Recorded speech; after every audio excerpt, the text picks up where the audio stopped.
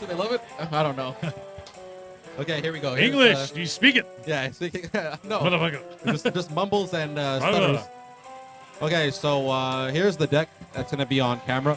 I think it was Brian Weissman a couple of years ago who put the hippies in the sideboard, and I think ever since then it's been sticking around.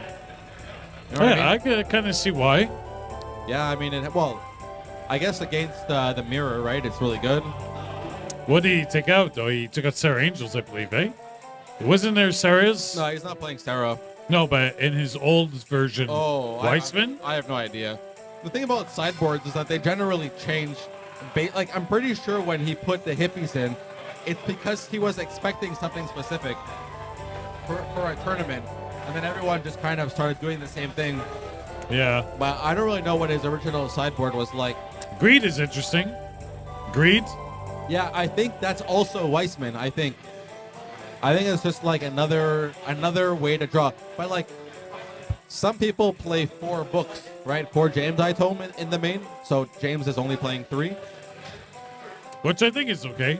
Yeah. 4 is not necessary and 3 is not wrong, but like you can do both and it would be okay. Yeah. So I think Greed just fills in that slot for the 4th book. You know, like we could always ask him, if you were playing 4 books, would you still play Greed in the side? And, you know, it's possible that the answer is yes, because at the end of the day, Greed is enchantment, not artifact. So it is slightly harder to destroy. Yes, that's true. Which is, not irrelevant. But, yeah, I mean, I don't see anything else about the deck that's different, right? It's just the deck. Yeah, it's got the regrowth, it's got the fireball. Yeah. The Abyss, you know. 3 Abyss is aggressive, but a good aggressive. I think that's okay, though. Yeah, it's okay. 3 is okay. I mean, he's saying he's got 3 Abyss, 4 swords. Yeah. So 7 removal for creatures. Balance. 8. I mean, also, the people who play 2 Abyss tend to play 1 to 2 moats. And so with no moats here, the Abyss is just that card, right? Yeah, exactly. And if you're not really too worried about Sarahs and Ifrits, then Abyss is fine. And honestly, even if you are afraid of Sarah or Ifrit, the Abyss will take care of those. The plows will take care of that stuff, the flying guys. Yeah. And then the Abyss will kill everything else. So. Yeah. With the plows being instant speed. Yeah. So we're just waiting for the pairings, and as soon as we have pairings, we'll know who our hero/villain is playing against. Okay. We're just gonna have 2 extremely high-tiered decks competing, where the caliber of the pilots will make a difference in the matchup. I think the deck certainly isn't excited to deal with 12 burn spells. Yeah, but that's true. It is still an aggressive deck as well as a burn deck. Yeah. And the deck is ready for some aggression. So I think it's going to be a very good matchup where really it comes down to the pilots, which I think is what makes the best Magic. Yeah, I think you're right. Yeah. Because it's just... The only thing I would maybe change is the Pump Knights. The what? I maybe take like the Pump Knights. I take the Pump Knight out. Those 2. Maybe 1 or 2 Side Blast. Put 4 Serendib. Be a bit more aggressive with the creatures. Yeah, there's no Serendib. That's true. So the Pump Knights, I think, are a bit... I think the Pump Knights might only be there for turn. Yeah, that's true. You just needed something for turn 2 or something. But it's double white, so that's where it's a bit tricky. If it was a curve, it was like colorless and 1 white. Yeah. I would probably favor that creature more versus a double white, because it's a 4 strip mine format. Yeah.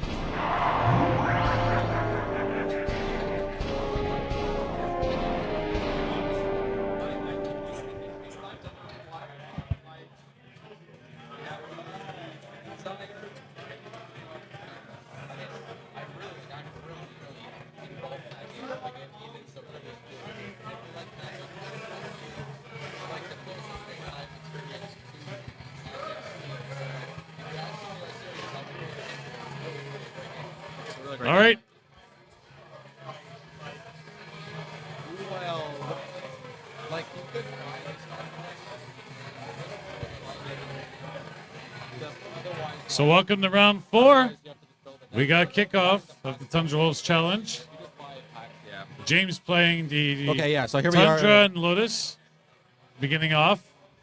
Seems to be a lot of turn 1 Lotuses today, Yeah, right? Like, yeah, that is true. Kevin just going with the curve. yeah. So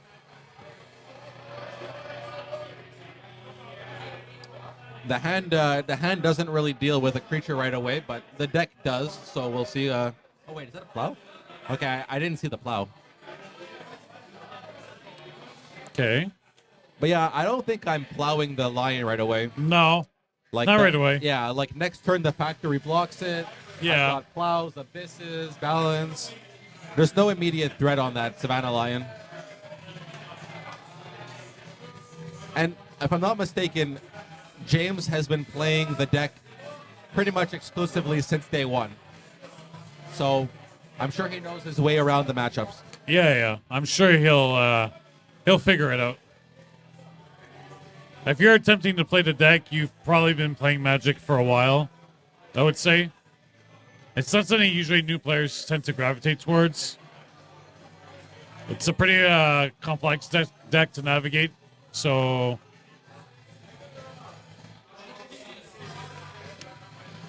And even when I was playing Magic for a couple of years, and I decided to try out the deck, it was like, I was like, oh, okay, this is like a lot more harder than I thought, you know? So... Well, see, with the deck, the sequencing is very important. Like how you sequence your reactive spells. Yeah. And there's a lot of temptation to counter certain things that are maybe not actually requiring the counter spell. So a simple misuse of a counter spell can make a big difference when you're playing the deck. Yeah.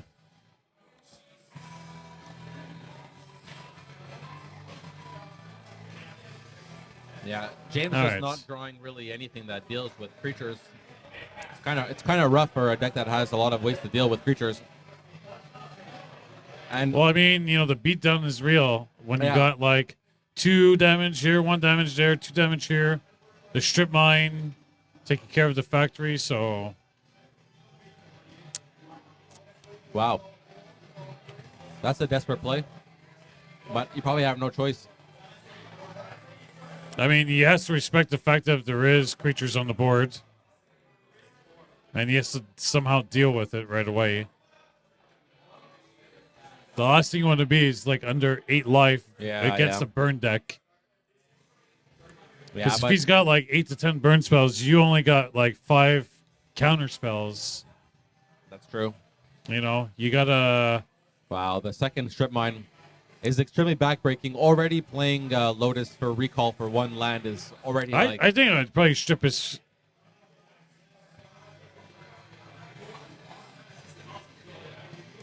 Yeah. Yeah. Wow. But, you know, I've seen the deck, like, I've gotten people playing the deck down to 1 life. I was at 20 and I lost. Because they just Yeah, they were just came able to back. lock in the board. So, just because the deck is at 8 life does not mean anything. Yeah. He could just absolutely, like, he Oh. could come back and, like, Yeah. The deck loves being at 1 life and then winning. yeah. It's the greatest feeling when you're... Yeah, it's just like, ugh. Because all the deck really cares about is still being alive. It doesn't care about really having... I mean, look, when you have... When 50% of your land drops are City of Brass and you're fighting against an aggro deck, okay, yeah, being at 1 life matters. But generally speaking, as long as you're alive, the deck is happy.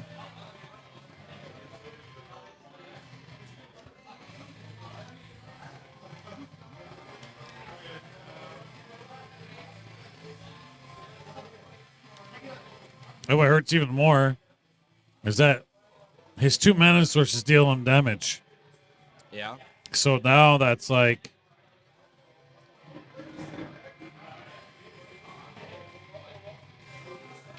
oh, Abyss. No, fire. Oh, okay. oh, Now, okay. no, but the... Yeah, and but the- but Strip Mine. Strip Mine covers the factory. As long as he has a bolt or a Kevin chain. oh, my God, okay. Oh, That's unfortunate. wow. that's unfortunate. So good game to Kevin, but in terms of entertainment, it's a bit unfortunate because James actually got to the position of being at 1 life, reestablished control of the game, and there was nothing in Kevin's hand that actually threatened to take away that extra 1 life. We almost had a very crazy game, but then the top deck Psionic Blast was too strong. Yeah. And it's not like it's unlikely. Like I said, his deck is called 12 Bolt, so like there's a good chance he finds one of those bolts. It's Yeah. yeah. Yeah, it's the Bolt Jerkstore. Yeah. Welcome. So a good game for Kevin, but almost a fantastic game for everybody. And I think the quickest game yet. Yeah, so far the quickest game. We still have 46 minutes in the round.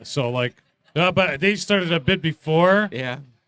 No, but they started a bit before the round was in okay. it. So I think they're probably like 7 or 8 minutes in, but still quite fast. Yeah, quite fast. I was expecting like a good 20, 25 minute, but it's not over until Kevin wins too. Yep. So and you can see on screen here that Kevin is also part of the school of thought where my deck isn't a control deck. I don't need library. Distracting me from what I'm trying to do. I'm trying to place a Vanna Lion, a Pump Knight, a burn. Like, Library of Alexandria can be distracting to what your game plan is. So I like to see that it's coming in from the sideboard only when he's on the draw, because it could actually be turned on turn 1. Whereas you might stall your game plan if you're on the play just to activate library, which can be risky because A, you're not doing your game plan, and B, especially in a world of forced strip mine, that library can just get killed. So imagine you delay your game plan for this value play, and it gets stripped. It's like you time walked yourself almost 1.5. It's very risky. I'm surprised people still play library in a forced strip mine format. Well, like I think it's okay as long as your deck wants it, whether you're on the play or the draw, right? Like some decks just don't need it on the play. And then, like you're saying, it becomes very risky in a forced strip mine format. So you got to consider, not only is there then forced strip mine, if they're just playing any other land destruction card like Sinkhole, Stolen Rain, as we've seen already. So it's just like, it just seems that much less potent. But like you said, it all depends what the deck itself is trying to achieve. Yeah. So I think people who hate the deck will be pleasantly pleased with the first game. They'll be like, take that. Yeah. But, you show them, Kevin. So we'll see round 2. Well, see round 2, yeah. James Duncan. But so it's interesting because James has answers to all those creatures. But he does. But his opening hand had nothing to do with it. Yeah.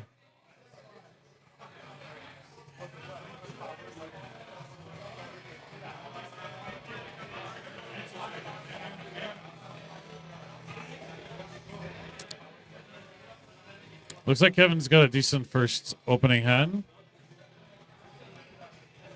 James got a decent hand as well. But Kevin's taking a mulligan. Seemed like he had like a decent hand. Sorry? Seemed like Kevin had a decent hand. Okay, I didn't see the hand. I was... Oh, wow, yeah. James, Lotus, Ancestral. Another Lotus. But now going first. Oh, he went first last game, but just went land Lotus past, right? I believe so, yes. So now he can go land Ancestral Lotus. See what happens. Seems good. Well, yeah, I mean, as a card advantage control deck, probably the deck that's the happiest to cast Ancestral Recall. Everybody else is very happy casting Ancestral Recall. It's good to draw 3 cards, but I think the deck wants it the most. Oh, yeah. Like, the deck is winning by having more cards than you. It's, like, kind of unique to that deck, right?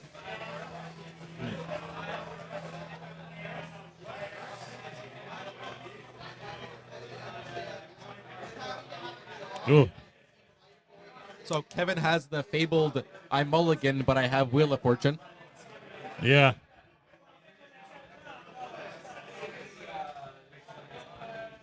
So that's an Ancestral on the upkeep to avoid having to discard.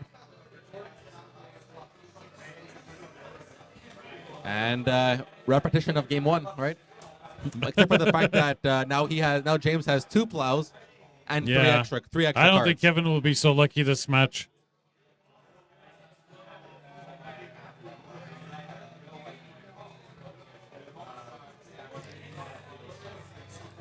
Seems like they're having a little difficulty with the. We're trying to get a good spread of players on camera. All right, so Kevin should be technically at 19. Kevin should be at 19. Oh yeah. Yeah, because they reset the phone, but.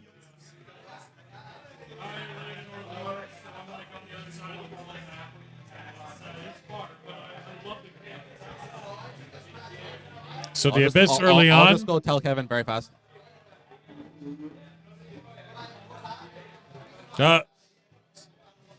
Mark. Yeah. I'm trying to call. No, he's trying to tell Kevin that because he had to reset the phone. He's supposed to be at 19. And then Kevin made the correction, and then Mark just ran off. Because he's like, oh, I'm going to tell them their mistake. He ran off. I was like, no, they fixed it. And he just, yeah.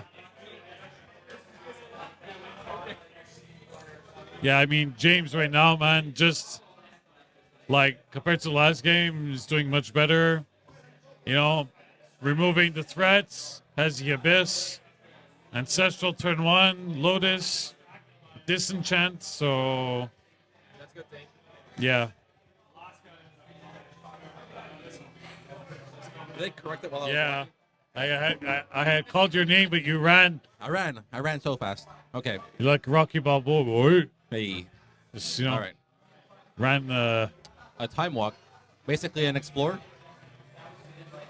well, basically, Right, just play a land draw card. There's the Abyss. Basically, wow, James is getting everything this game that he needed last game, but you know, better late than never. okay, so you didn't play land. Wow, I think that Time Twister helps James. yeah, lot more than it I don't know how I helps Kevin. feel about that. Well, I mean, Kevin may have needed to, so sometimes you have no choice. You just have to cast the draw 7. But it feels bad when it takes your whole turn and then you pass, right? Like that does feel bad. Well, you didn't play land, I believe, so He did not play land? I don't believe so. He might have This is his turn 4?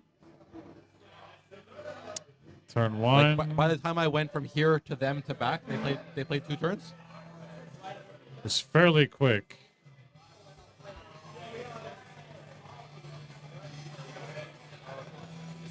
Well, Good. Yeah, see, I think that he...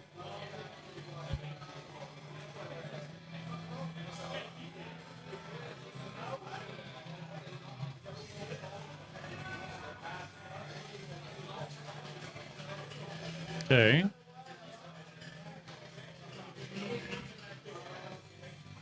Oh, protection from yeah, black. That doesn't... But I I think... bet he's got the... No, he took the swords out. He got Time Twistered, so the swords maybe are gone.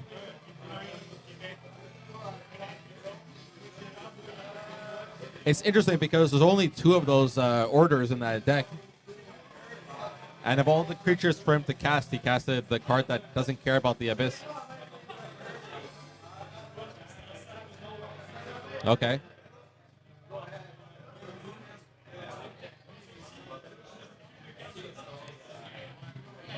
Wow, the other order is in his hand. Unbelievable.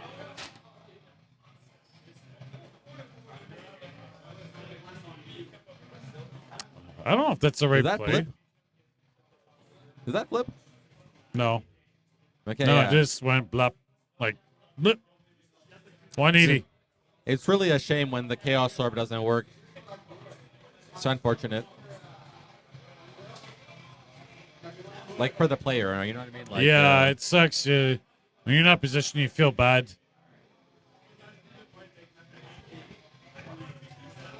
I mean, yeah.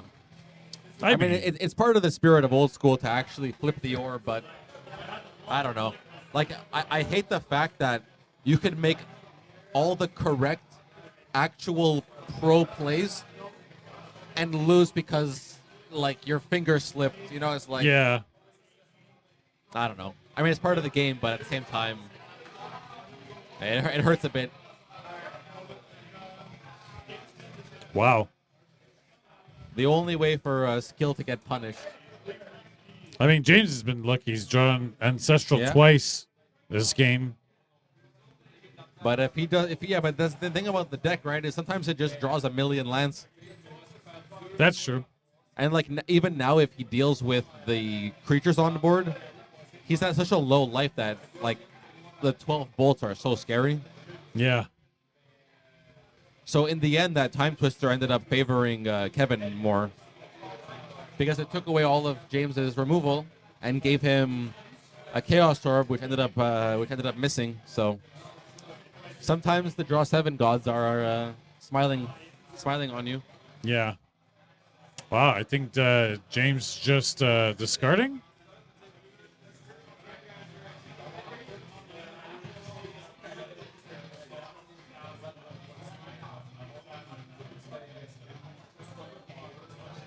So.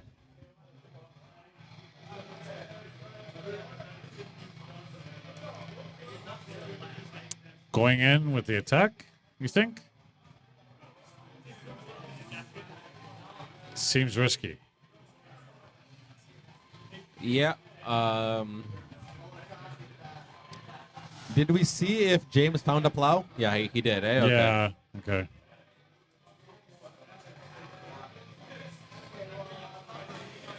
Well, so Kevin just revealed to us that he has a disenchant for.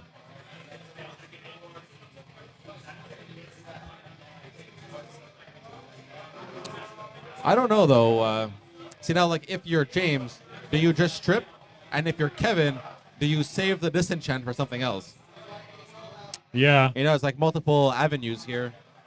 But I think I'm okay with this chant on the factory. I probably would do the same. I guess your factory doesn't care about the abyss. No.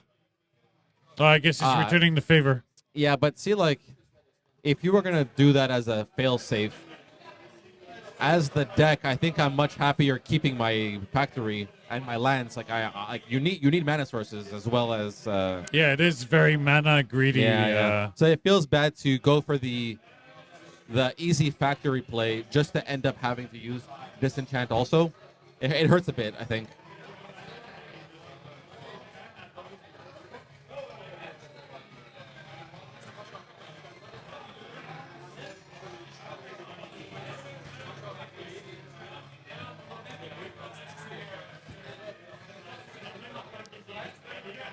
Wrath of God.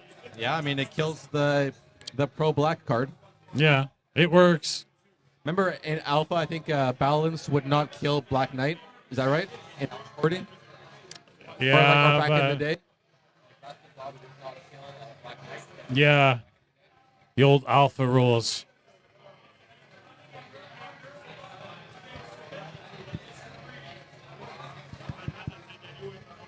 Sorry about that. Yeah. Mike got disconnected for a second. I'm Yeah. fidgeting too much with the wire. Easy boy, too much caffeine Yeah. Yeah. and candy. In the zero cap. Oh, right.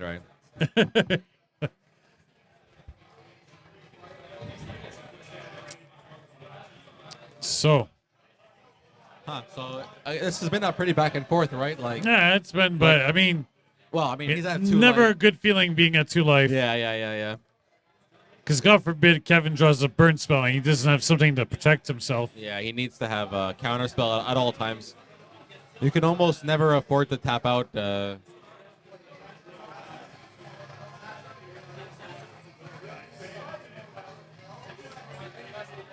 Walk.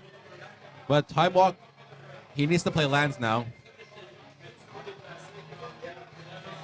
Unless if Kevin has a. Did you see what Kevin drew? Do we know what that card is?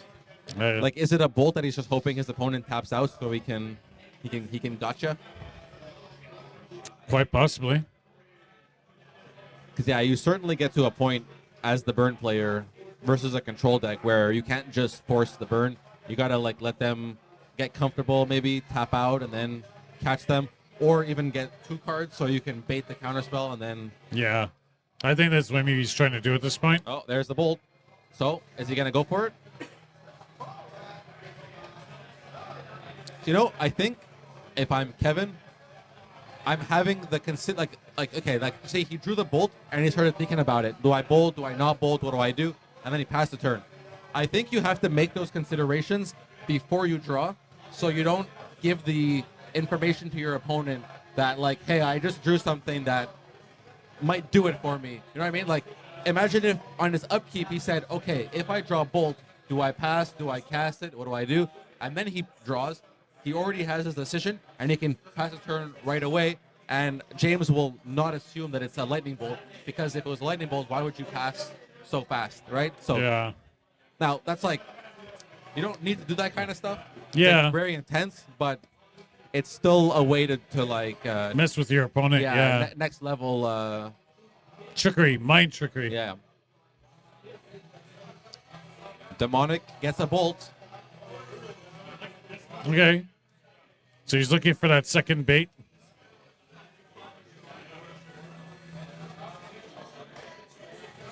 Yeah, it's looking. James has to have exactly 2 counter spells here. But James has 2 counter spells. You know what I would probably do? Is that a receipt in the sleeve of the bolt? Yeah, it wouldn't work. Because, yeah, you would have to get rid of like 2 blue sources. And then you could only play 1 counter spell. But I mean, he it's has also the Felwar Stone, which would work. Yeah, but it's also possible that. The City of Brass. It's true. Oh, he had 2 counter spells. Wow. He had to have 2 counter spells, and he had the 2 counter spells. Good for him. Wow. Yeah, very good, very good. But it also limits his mana sources. Yeah, but you see what I mean, though, is like, maybe you just let, like, you know, those 2 bolts, they're either getting double countered or not. Like, maybe you just wait until the guy tries to tap out for a book, you know? See, now, like, I'm not worried about the book. I think right now I would use the Chaos Orb on the Tundra. Yeah. No, but I say, like, imagine if he saved the bolt for right now. Like, that's what I mean. Like, you let your opponent tap out for book.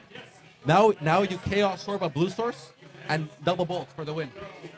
Yeah. You know, like you can when you get to your opponent is dying to a lightning bolt. I think I would actually use the Felwar Stone.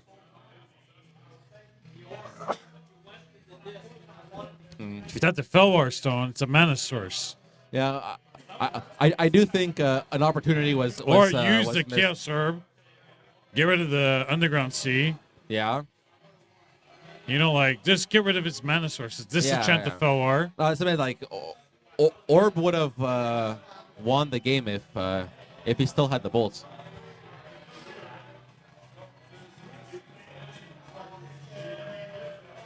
Yeah. Okay, it's okay though. We have a game. Ancestral is real good. In the burn deck, when your opponent's at 1, there's a side blast. I think at this point, you just do it.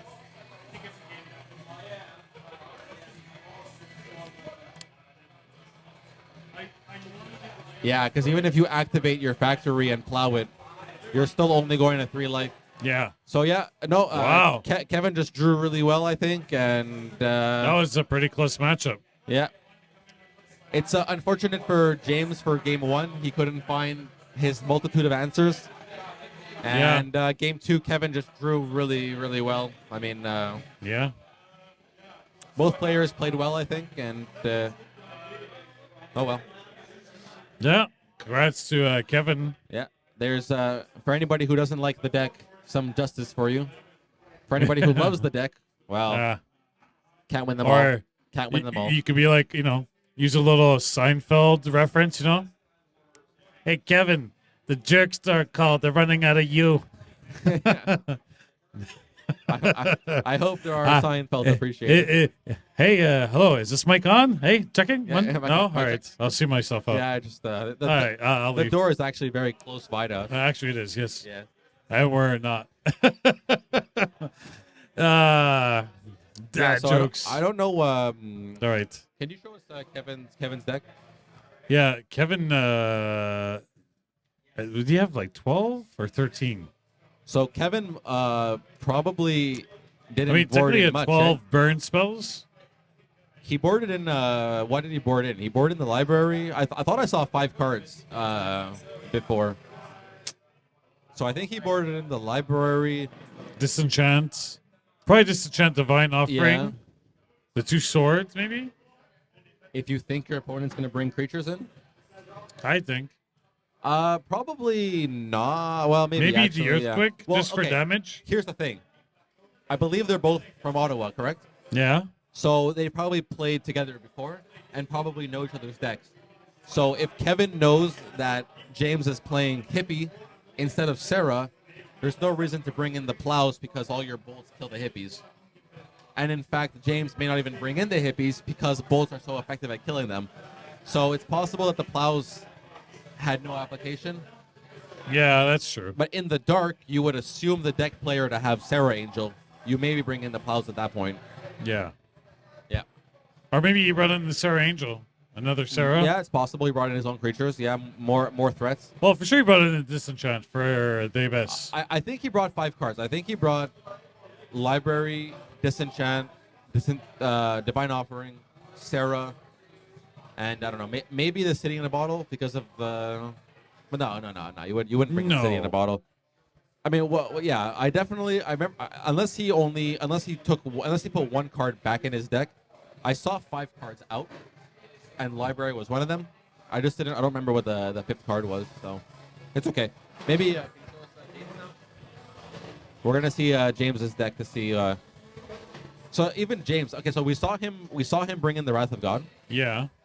And he probably Wrath of brought in Gods. some blasts, probably some number of blasts.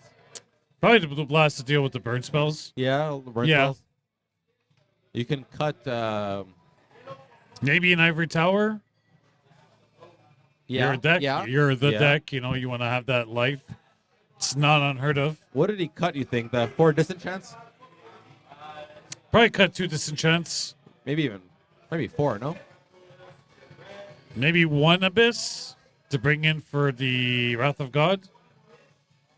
I mean, Abyss is pretty good versus. Is it actually good versus that deck? He's only playing 8 creatures, 7 creatures. Yeah. Huh. I don't know. I mean, again, I would have maybe been inclined to keep the Abyss after seeing game 1. Like, there were constant threats. Well, that's actually, I think, the first time where watching the video of the deck actually, like, lose. I don't think we have another video where the deck, like, lost. That's true. I think the deck has actually won. Like, we have one video on our channel where the deck played Disco Troll or Disco, something like it was Troll deck. Sedge Troll kind of. And there was another one against Reanimator a little while back. Reanimator? Yeah. Wow. So yeah, it sounds like the deck won both those games. No.